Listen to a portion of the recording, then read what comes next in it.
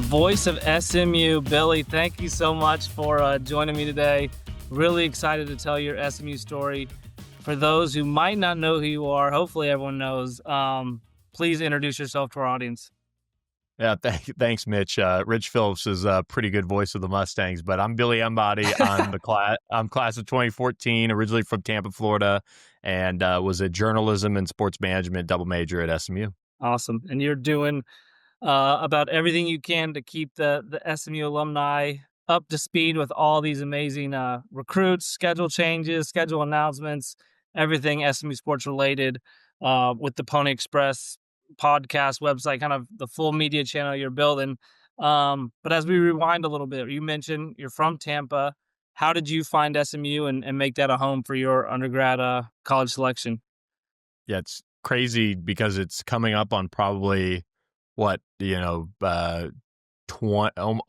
20 years, right? That I've been on SMU's radar, or SMU's been on my radar, which is crazy. But that's because my folks really started the college process that early for us, like right around freshman year. And then so my brother ended up being about a sixth grader when he started going on college visits, but long before on the ponyexpress.com started. But it really is a school that I think was such a natural fit from the get-go. I think my first visit to SMU was spring of my freshman year. Maybe it was sophomore, if I have my years wrong, but I did a Meadows School preview day, and it was over MLK Day weekend in the spring, and it was kind of an ugly day, and it was overcast, and it actually ended up snowing the day after we left. So it was the full Dallas. Oh yeah, full Dallas. Wait 10 minutes, the weather changes. Yeah. So I really enjoyed my time on campus. They let us do a full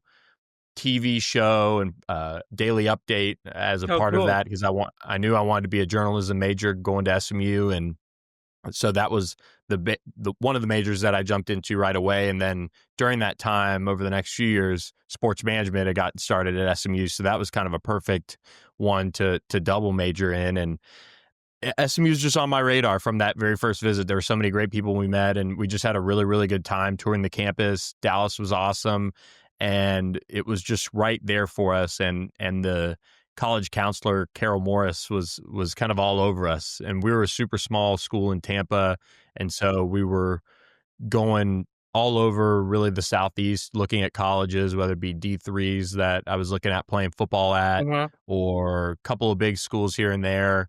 Vandy, Alabama, a couple of others, but SMU was really right there for us the entire time. And we ended up the next visit being Hunt Scholar interview weekend of my senior year.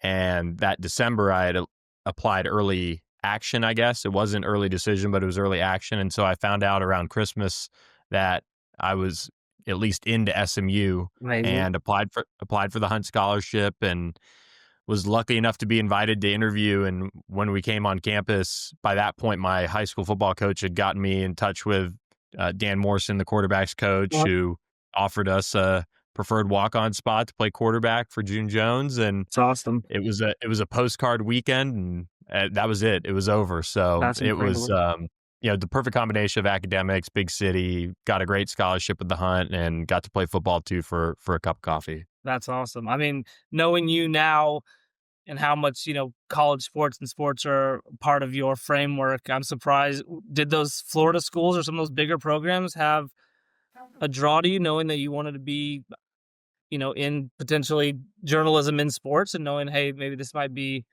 a quicker route if I'm going to one of these bigger schools, latch on to kind of their success, or did you like the idea of working with an up-and-coming June Jones program that you could kind of get connected with? Yeah, I actually knew I wanted to go out of state. I think the only school, maybe I applied to a couple other smaller Florida colleges just to kind of, have some, safety type of schools. But I applied to Florida, didn't get in. That was one. I got waitlisted at Vandy. Alabama, where my grandfather went, was right there, and that would have been kind of the definitely not playing football, but would have had a chance to be in a huge journalism school with their own TV trucks and all those things. But you also wouldn't have gotten on TV until you were a senior. Mm. And meanwhile, SMU was like, hey, if you put in the work and you do all the tasks and master all of the different skills on the daily update, you can anchor. And you can Oh, do that as a awesome. freshman if you want. So I didn't end up doing that, I think, until maybe sophomore year because I played football, but that was all, So literally, man. right there. So it was great. And it's crazy. Tony Peterson, the head of the department, just retired, just taught his last class. So, I mean, the whole group there in the journalism school that allowed us to also start the first sports show, Press Pass, which is still going. That was a really cool moment for us to do that. We did a live signing day show, which That's was awesome. cool as well, as we were juniors, maybe seniors. So it was a great time doing that, and it was kind of a product of being able to go to a smaller school and just dive right in and do what you want to do, as long as the teachers were cool with it. They Yeah. were encouraging you to kind of write your own story. I love that. I think that makes perfect sense that you have a little more ability to get right in the game right at a school like SMU in the journalism program. So what was school life like for you? I mean, unlike some of our other guests who come and they mention, hey, I wanted to get on campus, kind of figure it out. You had football obligations at least your freshman year, Hunt Scholar obligations, and knew you wanted to be a journalism major. Were you kind of dialed in right out the get-go? Did you ever deviate off of kind of that plan, or you knew that's what you were going to do those 4 years? The plan was not really deviated from the how I did it all was a little wild. My freshman year, I went to college, had a great time. Rush Fiji, ended up pledging there, which Mhm. was a blast, and have a ton of great friends that still are a part of our life, from those times. And I kind of towards the back half of the semester, I kind of knew, I was like, okay, I think I want to do the fraternity thing. I don't think Yeah, football is going to be forever. yeah. So there was that piece, and kind of, you know, enjoyed freshman year a little bit too much. Had to go back in the summer and had to get straight A's to keep my scholarship and write the Wow. Hunts a letter. It's kind of one of those crazy moments of my life that I was able to kind of lock in and get what I needed to get done. Mhm. It was a good wake up call too, because my mom, I remember, she just said, I'm not going to tell your dad what's going on yet,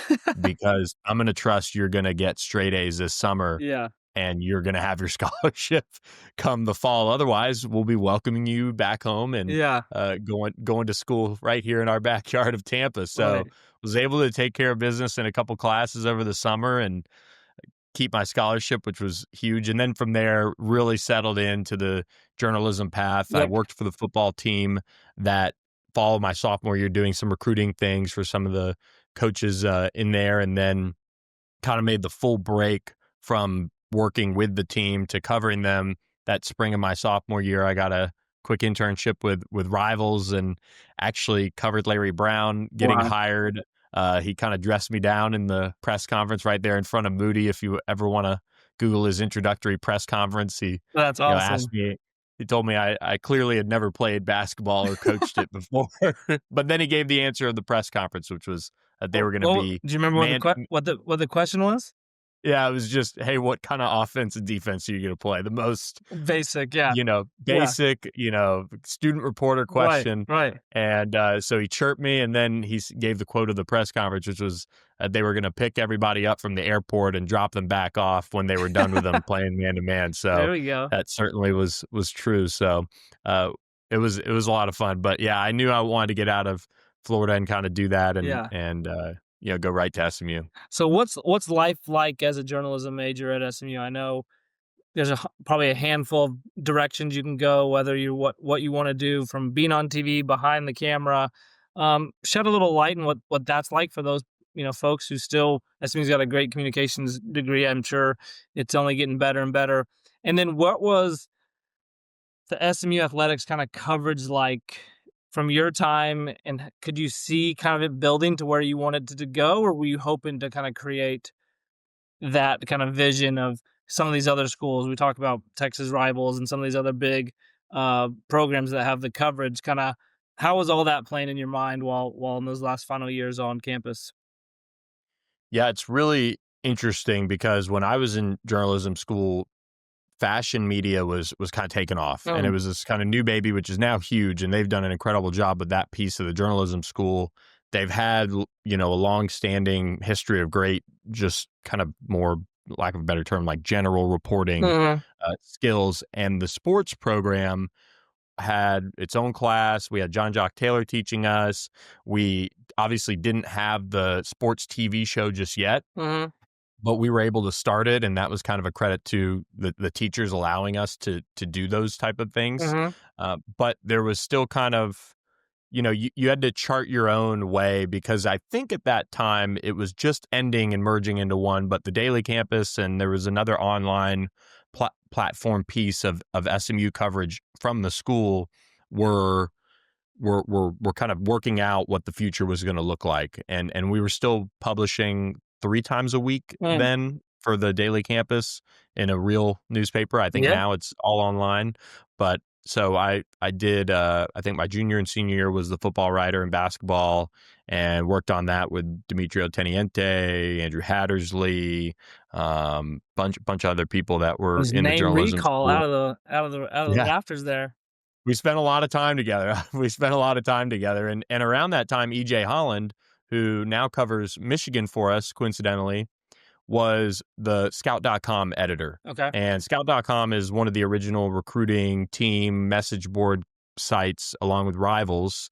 And EJ was I think the same class as me, but he was I think he graduated 3 years. Okay. And he said, hey, I'm kind of doing this. Do you want to be my editor? And so we kind of had a team of 3 or 4 of us. Biani Nichols, a couple others were running the Scout site as students. So I kind of balanced that with Daily Campus and Press Pass and Daily Update.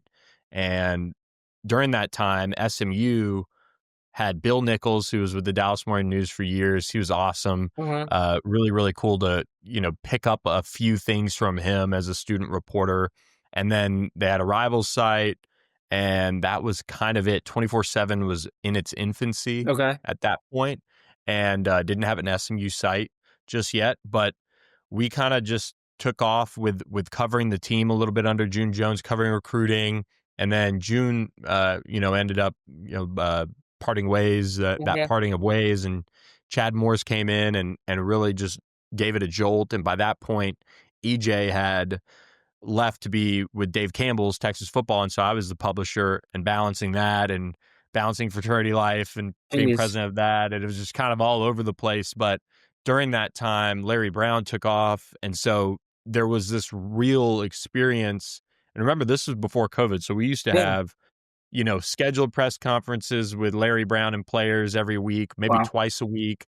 You'd have game coverage, of course. June Jones let every single practice be completely open, and you Wow. can interview whoever you wanted after practice. So it's very, very different in that regard. So how important is it to have buy-in from the coaching staffs of those programs you're trying to cover, right? Is it make your job that much easier if, like you mentioned, Larry Brown is open to speaking with you, the players are open to speaking with you, and also what was the kind of the following like at that time, right? I think we all live in the moment now of seeing SMU make it to the college football playoff, and momentum's never been higher. What was mid 2010s kind of looking like, and did you see that there was enough people interested in SMU sports to kind of continue to build its own following? Yeah, it was just such different times. You look at news departments, you look at TV stations. There was a CBS, NBC, Fox TV camera at Mhm. just about every June Jones press conference, just about every Larry Brown press conference. And now, ever since COVID, we've seen the decline of overall media availabilities and things like that. And it's just changed a lot. But the demand for SMU content has certainly gone up. There's Mhm. no doubt about that since the move to the ACC. But back then, it was very different. Everything Larry Brown was on fire. That's Okay. what people wanted. People wanted basketball recruiting coverage. I remember, I think I was a senior, and it was really at that point at a fever pitch. I think that they had just gone to New York for the NIT finals.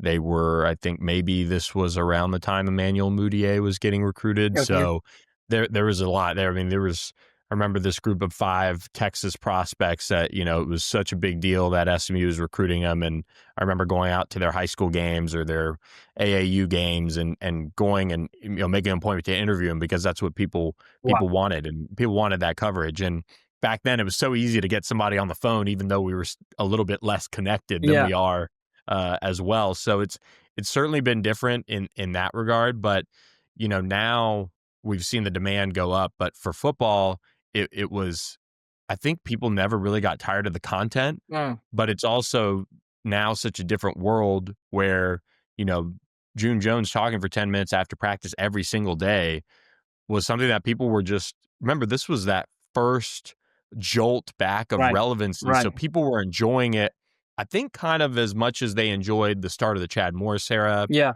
And then kind of the jolt, I think, that we've seen since the ACC, like, Sonny was not necessarily a sexy hire. Rhett was the first time head coach. So there was the jolt after the successful seasons that all of those 2 coaches have had. But the jolt of getting Chad Morris, I mean, it was Chad Morris and Tom Herman that SMU was after, and either Houston or SMU was going to come away with one of them. Yeah. And SMU got Chad Morris right as the season ended for Clemson. And so that was a huge, huge boost. I remember it like it was yesterday. Chad Morris hires Claude Mathis, and the DeSoto High School coach, and he's on the radio outside DeSoto High School going to go see James Prochet. Wow. And, try and keep him as a commitment at that point. And what a move that was. And, just that blitz. I remember writing just so many articles around that time. And that's when, like, Chad Morris and the drive with recruiting really kind of changed my career. Like, I got fully entrenched in covering recruiting and all of those things that come along with that, and watching for who's going to commit and building sources and saying, hey man, what's going on behind the scenes. But the buy-in from the coaches is so key on all of that, because, knowledge is power when you're a journalist, whether it be waiting to break something and you're just waiting on the okay, or whether it be just knowing kind of some of the inner workings, or if you see something, it might not mean something or what you think it means because so-and-so and so-and-so have told you otherwise, So that was when I really learned to really try to build up a bevy of sources to try and make sure I'm as informed as possible. So as we jump back into your career, we'll pause, knowing now kind of your experience going through school to kind of prepare yourself for the life you were going to live. What advice would you have for those either entering college, in college, or kind of in those early days of graduation that want to have a career in sports communication that you wish you would have done, or even just what you've noticed this newer generation is doing, right? I imagine maybe they're not writing as much and that's not as much of a skill, or, what wisdom could you give them? I think I would probably do 3 things. The first one is a very basic thing, but it's so important in journalism, is get to know AP style. That style of writing and everything you need for journalism is very different. Even I'll be texting my wife sometimes and I'll say, what today is, we're recording this on Monday. I'll say, oh yeah, we've got that Tuesday. And she's like, tomorrow. I'm like, yes, yeah, sorry, AP style, but it that way you don't, for our world, it's no confusion, because if you write it on Tuesday, it's, whatever. But so learn that. I think it's kind of a lost art. And that way, when you get to that first reporting class, then you're not going to be surprised by it. And then you can kind of hone that skill a little bit more. And then you'll develop your own writing style and way about how you like to put together stories and develop your own creativity. But at least you have that solid base of how to write for journalism, which is, again, very unique. But then I would say for the written piece of the job, I would just say read as much as you can. When I was a younger reporter, I was always reading different ESPN articles. I mean, that was kind of back in the heyday of ESPN having so many different voices that were writing on their sites now. It's just such a different world for them. But I mean, read a Ross Dellinger now. Read some of the other big national names. Just kind of get a feel for how they build stories, whether it be a true newsy story or Mhm. whether it be a column or whether it be a feature. You can kind of start to kind of at least file away things about how maybe you would do something Yeah. and your own style. And then you can kind of massage that over the course of your career into what works best and what you see success with and all those things. So that's probably the biggest thing about writing, as well as there are deadlines still in journalism for newspaper reporters. If you're not writing something that is breaking news, and maybe you're not working for a newspaper, but if you're not writing something that's breaking news, take the extra time to make sure it really is something that has a really good headline, Mm. something that has good content in it. And I am sometimes still a victim of this. Right. I'll have a piece and it's probably ready, but I'm like, okay, well, let me see if I can get a couple more pieces of information. So try not to be paralyzed Right. and know that it needs to be perfect, but try to make sure it is your very best. Right. If and breaking news things can be updated and tweaked, but it's speed is important with breaking news things. When you're writing something that you need to be of quality, make sure you really take that extra piece. And then where this next generation is going, as far as the digital world of video and TikTok Right. and Instagram and all of those things, I think if you're getting into school and you really want to live this journalism life, because it's different. Mhm. And in particular, it's different in sports with some of the weird hours and different days of the week that you have Mhm. to work late, and press conference might not get over till midnight or something. But if I was going into school now, I would do one of two things. I would try to get in with whatever your school is, what in this case, SMU, and say, hey, what can I do for the paper? Yeah. What can I do for the TV station? Can I add a digital element for us? Is there a Mm. podcast that maybe we should be starting? And get reps talking in Mm. particular, because somebody can go find some of my early podcasts and there's a lot of umming, and I'm not saying I'm perfect or anything now, but there's it takes a little bit of a skill to tell a story, and it takes a Right. lot of reps to build that story and inform people at the same time on a podcast, and in particular about whatever your topic is. And so that's probably something that you just need reps, and there's never enough reps available to you, because everybody has access to YouTube. Everybody can Yeah. pick a podcast platform and start something. And so I'd encourage people to do that and then find a way to market it. And Mhm. this is something that I still struggle with, or maybe don't do enough of, is clip that video, Mm. even if it's just your face. And Mhm. trust me, I am the last person that wants to just blast his face out there. But it's important for people to see your stuff, and maybe you get hooked, maybe you get a new listener. Mhm. And whether it be, jumping in on the student TV station and all of those things, or the newspaper, or starting your own passion project.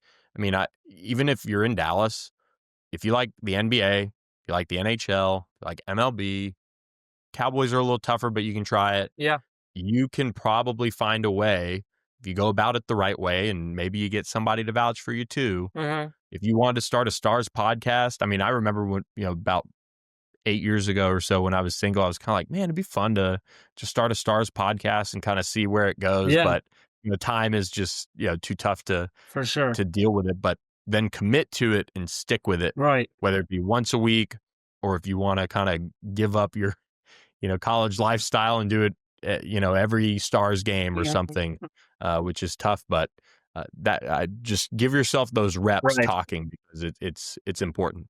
Yeah, you great insight, and I think you shared a good amount of kind of the way you think about how you build uh on the Pony Express as well too, and some of that guidance, right? And so we'll kind of jump around a little bit, but you mentioned that you interned basically all through college. You worked all through college, building your own reps. proving out your passion for what you're doing. We talked a little bit before. You go to the marketing arm, you work there during college, work there kind of formally, and then that leads you to kind of be more full time with Scout.com 24/7, right? Um, and then I think you're covering SMU during those times, right? As along with some other schools. Tell us, how you then land on the Pony Express, what you're trying to build there, and kind of what the future holds for you and SMU's coverage.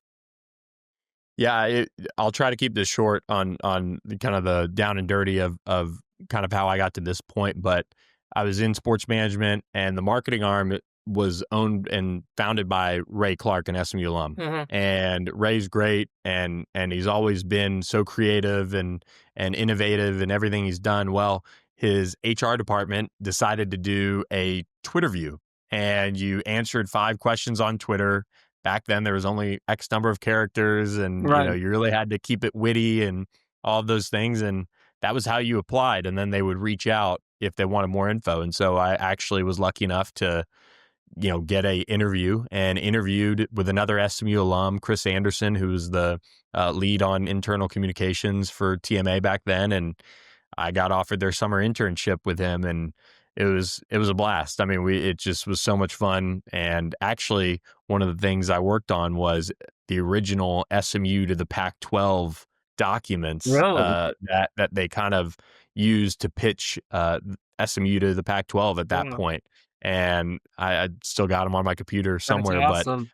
it was a very different pitch back then, in a Mhm. sense, because it really hadn't, the school hadn't taken off. But that was something that I worked a little bit on for them, as TMA tried to help SMU out on that front. But spent about 2.5 years there in total, and Mhm. ended up getting a full-time job right out of college, and spent about a year and a half with them. And just kind of, I love the company, love the people, but Yeah. 9 to 5 in the office, just it really wasn't where my head was at. Yeah. And during that time, I had been working for Scout.com covering SMU. It was part-time. It was, a few $100s a month, Mhm. and it was only based on subscription revenue. Mm. And but at that same time, it had grown, and it had grown a good bit under Chad Morris, and Larry Brown was still there at that point. And I said to my boss, I said, "Is there any way that I can do this full time Yeah. and just kind of take a leap of faith and do it?" And he goes, "Well, you can cover Arkansas, LSU, or South Carolina." I said, "LSU." He goes, "Don't you want to think about it?" I go, "Nope." Uh, Yeah. get down a little closer to home, get to cover LSU. They Yeah. had won 2 national championships by that point, in the 21st century, or Yeah. whatever. But it was just an easy decision. And I went down there, and my first week was the flood of Baton Rouge, which was really, really horrific. Mm. And it was kind of, a tough start, but we're just able to kind of get in there. And Les Miles gets fired 4 weeks later. Ed Ogeron gets the job. Wow. Just wild, wild times. And it was just a total change for me, and kind of a bet on myself moment, where Mhm. I moved from Dallas, left, and went down there, and moved into an apartment by myself with my dog, and just put my head down and worked really, really, really hard. And Will Wade got hired later that spring, and I tapped back into my Larry Brown recruiting coverage, and Yeah. and that certainly helped with Coach Wade a little bit. But from there, covered a 2019 LSU national championship team, and then the world kind of ended there after that. And uh, was at that point, Scout.com had gotten acquired by 24/7. Were you still covering SMU while in Baton Rouge a little bit too? So you were staying Yes. connected with Yep. the program, yeah. Yep. So by that point, Sonny had gotten hired, and I remember just driving back and forth probably once a month between Baton Jeez. Rouge and Dallas, and just, hitting a press Yeah. conference here and there. Was lucky enough to have, a lot of guys help me cover SMU that still lived in Dallas, Mhm. going to press conferences, and, doing those things for us, and kind of building the site. And it really, really took off. And then, COVID hits, and at that point, Sonny was the head coach, and then the team gets really good. And Mhm. then we see the departure. And at that point, 24/7 was no longer owned and operated by Shannon Terry, who started Rivals, started 24/7, and he was starting On 3, and there became an opportunity for me to go ahead and head out to On 3 and follow Shannon, and I'd follow him just about anywhere. And Yeah. so started on the ponyexpress.com, came up with my own brand new name Love and it. branding and everything like that. And the goal was to kind of get back to what we had started early in my career, which is a lot of inside information. And 24/7 has been an incredible success. It's also been a major algorithm SEO Mm, page view play. mm, And I was kind of burned out from transcribing everything right. Rhett Lashley had to say, Yeah. or Ed Ogeron, or Joe Burrow, or Jamar Chase. Yeah. And so it was just a good change at the right time. At that point, I'd met Michelle, and uh, they wanted me to continue covering LSU. And by that point, after COVID, I'd moved back to Dallas, Mhm. and it was just, we talk about the different worlds of press conferences. There weren't as many, so you didn't have to live there anymore. And Yeah. recruiting was still king, so I could do that from just about wherever. And Mm, so covered LSU for the first couple of years with On 3, and then they offered me a position managing the SEC sites for On 3, and spent about 7 months in that role, right. and did a good enough job for them to say, "Hey, great job righting the ship on all of those. How about you own your own SEC site?" And so now we run Ole Miss Spirit, omspirit.com, and on the ponyexpress.com. And so during Incredible. these last 2 years, it's just, now 3 years, Yeah. it's been just an incredible run of growth and excitement. And so for the audience, how can they get involved? What's the kind of user base you have now? Where are we trying to get to meet the size of maybe the Ole Miss groups or the bigger kind of football followings? And what's got you most excited about this upcoming season and the future of On the Pony Express and what you want to build? I think the coolest thing about On the Pony Express is one, we have a great community and plenty of people so there's a message board aspect of it, if you don't know that. Hmm. And it's like a family. I mean, there's so many people on there that have now been on a website, whether it be Scout or Hmm. 24/7, now On 3, with me for 15 years, Wow. which is wild. I mean, I remember sitting in Snyder Plaza. There used to be a little cigar shop next to East Hampton, Yeah, and yeah.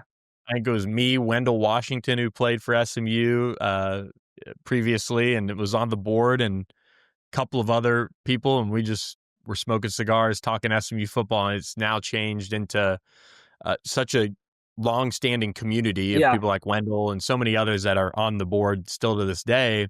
And the coolest thing, though, about On the Pony Express, I think, has been the support that I've gotten from SMU alums. Hmm. We have uh, one of the things that really a lot of people enjoyed about 24/7 once we really hit our stride there was the podcast. And I still wish I would have gotten earlier Yeah. onto the podcast world, but people really enjoyed it. And so when we moved over to On 3, the goal was, okay, podcasting is changing. The algorithm was changing. Revenue was going down. Hmm.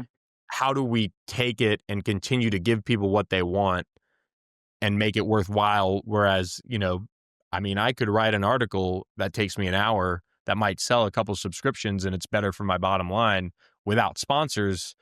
A podcast is just kind of a marketing tool that you really don't know Yeah. how it translate. Right. And we have so many SMU alums now sponsoring the podcast, which is really, really cool. And we've got Status Jet, we've got Thomas Auto Group, Hmm. we've got um, uh, uh, Mignon in Plano, Yep. which is SMU owned, Yep. Manny's Tex-Mex, which has some SMU ties. We've gotten a couple of other businesses, and then we do a Walking Strong podcast with Bill So Armstrong good. and So Epic good. Wine. So it's the sponsorship piece has really come into just an incredible position. And of course, sorry, I'm blanking. I hate when I have to list people off, but Mark Viasana at Northwest Insurance Yeah. Agency Yeah. is our lead sponsor on the podcast, and so he's been awesome to work with as well. But having that community, having the podcast take off, and then with this season, this is now the time where we've expanded our staff. We now have Dean Rawlsky, Kevin Lonnquist, Josh Butler, Tyler Browning. We have kind of a crew of people working on the site.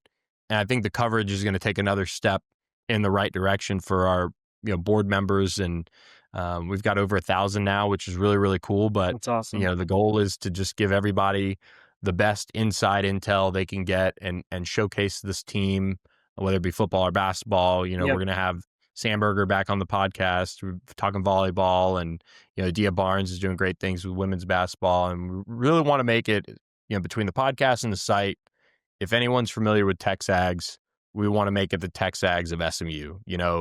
5,000 subscribers. If you're part of the Mustang Club, you're part of Letterman board, you should be on the site, because really it gives you some things to talk up SMU with as Definitely. well. You can kind of talk a little noise on recruiting your team. So it's incredible really to see the content that you guys churn out consistently between YouTube videos, articles, just between the recruiting trail. And I think it's also, you guys are working your tails off, but the product of college sports has become such a transaction based, who's the new recruiting, where's the transfer portal going? Yeah. So like the need for what you guys are doing is only going up more. I mean, it's no more fun than waking up and going on Twitter and seeing your post of who you recently signed, and you blast it to all your friends, and it's just so much fun, and it makes being a fan that much more fun because you can get into the weeds of it all, right? I remember my time in undergrad, it was kind of hard to search out the information of knowing everything about the players, and I think that just makes